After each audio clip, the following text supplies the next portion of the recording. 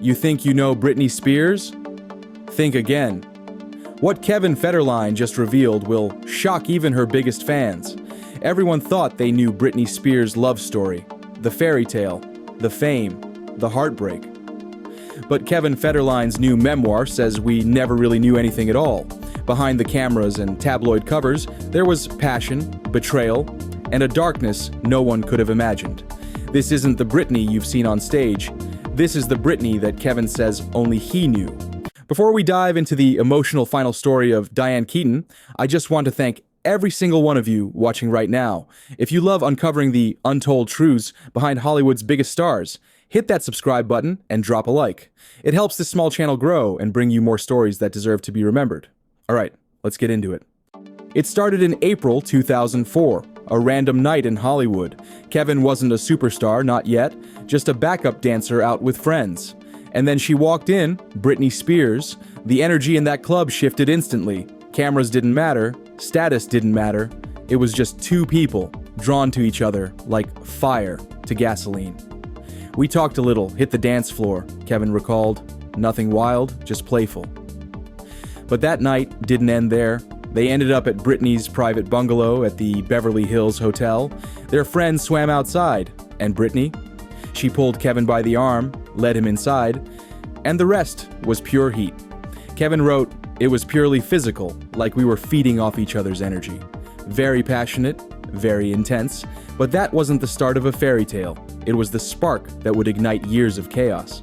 Here's the twist most people forget. Kevin wasn't single. Back then, he was with actress Shar Jackson, who was pregnant with his second child. While Kevin and Britney hid away in that hotel, paparazzi were already catching on. Then, boom, beach photos hit the tabloids.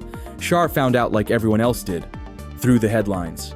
Kevin finally called her, heart pounding. He told her about Britney, about the connection he couldn't ignore. He could hear her heartbreak through the phone. Anger, pain, confusion.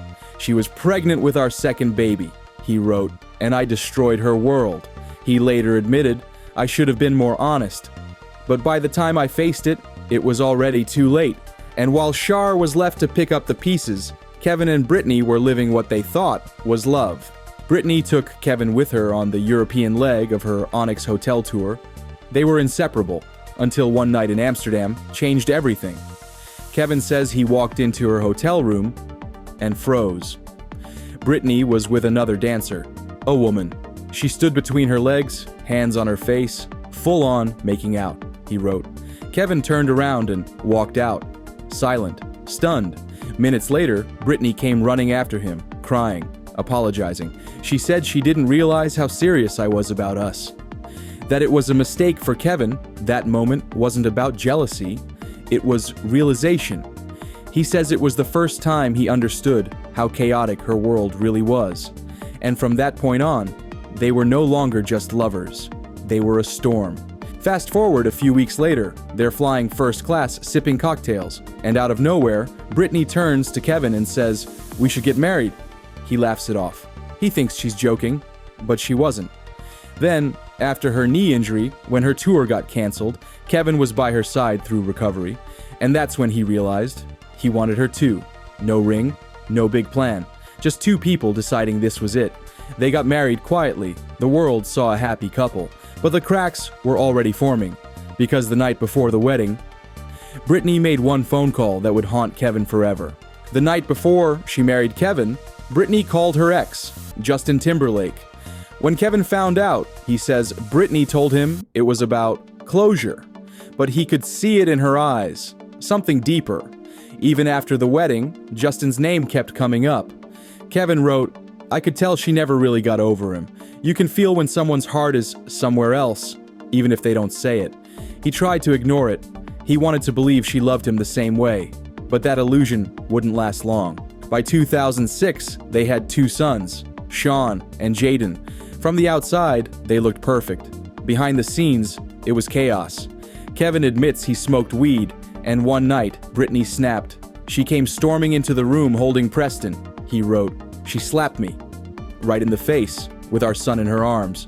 That was the first time things got physical, and it wasn't the last.